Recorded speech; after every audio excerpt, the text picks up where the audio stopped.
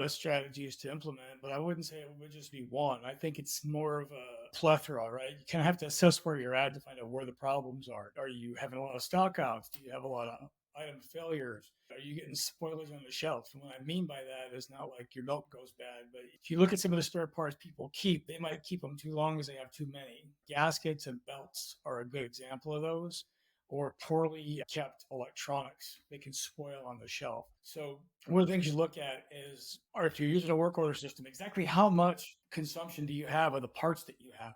Everybody wants to have 10 spares of every part on every machine, and that just doesn't make any sense. If something fails once, and it fails once every 5 years, maybe having one on the shelf makes sense, depending on how much it costs.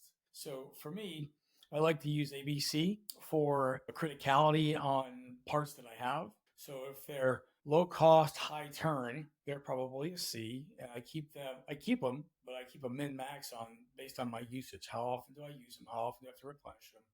And I keep an eye on that, making sure they're being charged to the work orders.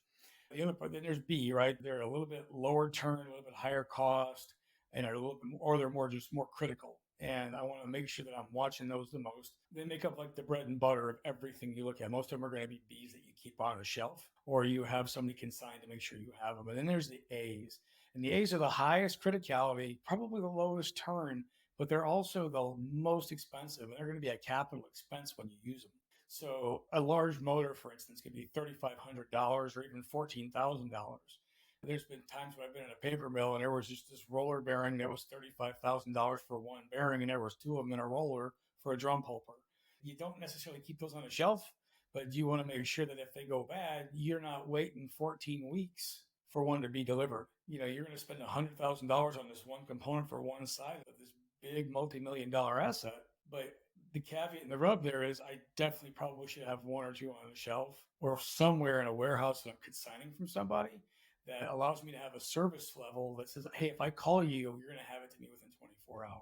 So there's a lot of that type of stuff. The other kind of strategies I look to help save money besides the consignment piece and doing the ABC thing is also VMI as a vendor managed inventory, because a lot of the consumables and things you don't want to keep track of, you can have an outside supplier manage that inventory for you based on usage, and they basically just give you an invoice every month and when they refill things. Best things for those are like pipe fittings, nuts and bolts, certain elbows. If you do a lot of electrical construction work, conduit pieces, those are things that I would use in sort of a vendor managed capacity.